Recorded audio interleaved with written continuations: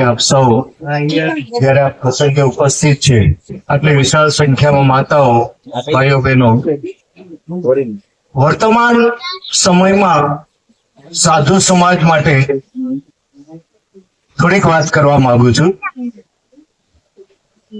આ સમય જે પહેલાનો સમય હતો ને, ત્યારે આપણો સાધુ સમાજ મોટે ભાગે ગામડામાં રહેતો અને ગામ આધારિત જે એનું જીવન નિર્વાહ ચાલતું. પરંતુ હવે સમયમાં આખો પરિવર્તન છે.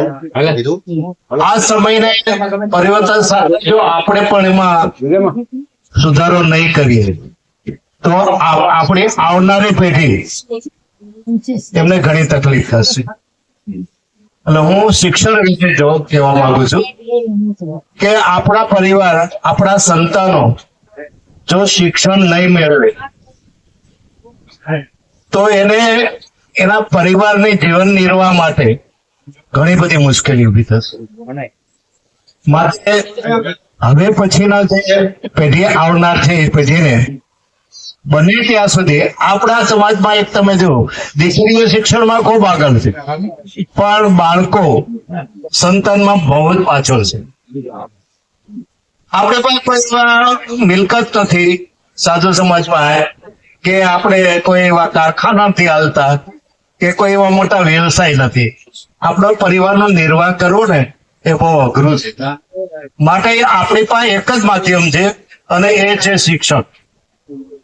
તો શિક્ષણમાં સંતાનો ધ્યાન દે, આપણી જવાબદારી થાય પરિવારના મા બાપને પણ કે પોતાના સંતાનો શિક્ષણમાં જેમ બને એમ તેમ આગળ વધે અને પોતાના પગ ઉપર એ ઉભા રહી શકે એ કક્ષાએ એ આપણે લઈ જવા એ આપણી જવાબદારી છે. સાથે સાથે વર્તમાન સમય એટલો ભયંકર છે, તમને ચેતવણી આપું કે બાપુ અત્યારે જે સમય છે ને વિધર્મીઓ આપણા હિન્દુ ધર્મ ઉપર એટલા બધા આપણે વાત કરીએ તો આપણને એમ થાય કે આ સમય કેટલો કપરો કેવો સમય આવ્યો છે.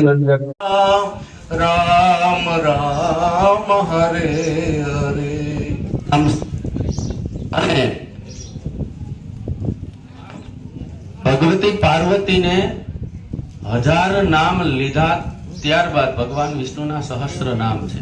તો એ 1000 નામ લીધા પછી પોતાના ગ્રહ કાર્યની અંદર પ્રવૃત્ત થતા અને ત્યારે ભગવાન શિવજીએ કહ્યું કે દેવી તમે આ દરરોજ 1000 નામ લ્યો, ગ્રહ કાર્ય જે કઈ છે એમાં વિલંબ થાય છે, તો હું તમને એવું નાનું એવું નામ બતાવી દઉં કે એક નામ લ્યો એટલે 1000 નામ થઈ જાય.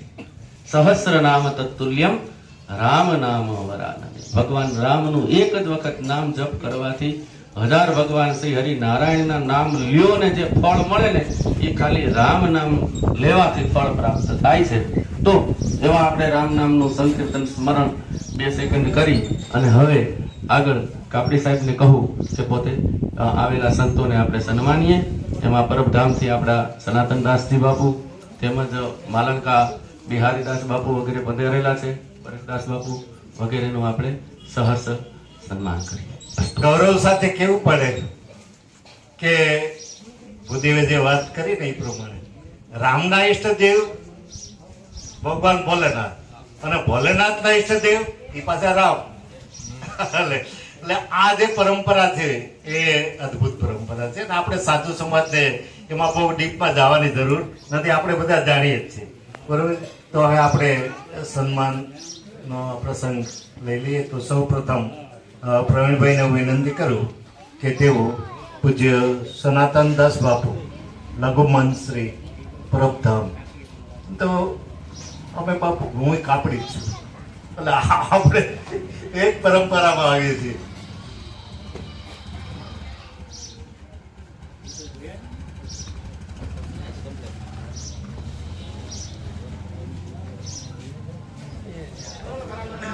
રામચંદ્ર પ્રભુના દામની જય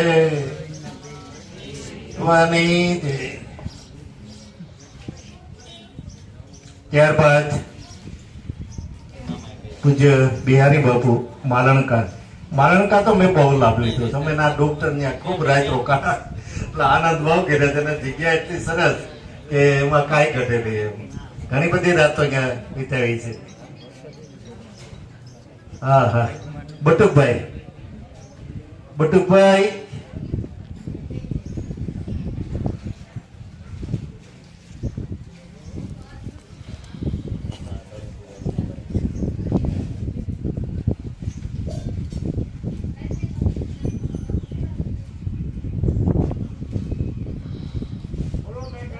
તારી જય પરબના ધામની જય.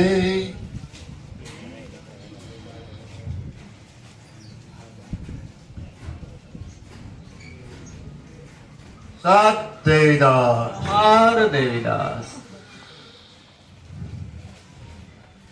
આપણી વચ્ચે પૂજ્ય રાજ્યબાપુ પણ ખાગેશ્રીથી ઉપસ્થિત છે. તેમનું સન્માન શશીભાઈ કરશે. શશીભાઈ, હાલો શશીભાઈ આવી જાઓ.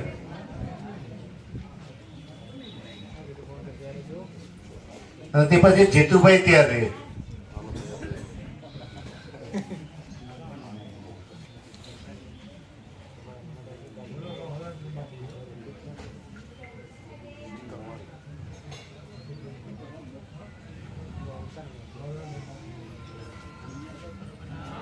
તનપીરની જય, સનાતન ધર્મની જય. આપણી વચ્ચે પૂજ્યપાદ શ્રી ભિખારામ બાપુ જુનાગઢથી ઉપસ્થિત છે. તેમનું સન્માન કરવા જઈ રહ્યા છે જીતુભાઈ.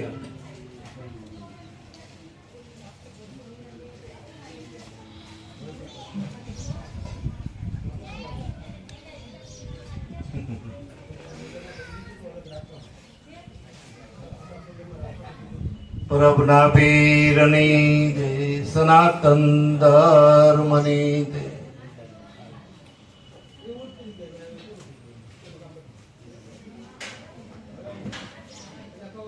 ત્યારબાદ મોરડિયાથી પૂજ્ય બાલકદાસ બાપુ પણ આ પ્રસંગે ઉપસ્થિત છે. તેમનું સન્માન પ્રવીણભાઈ કરશે.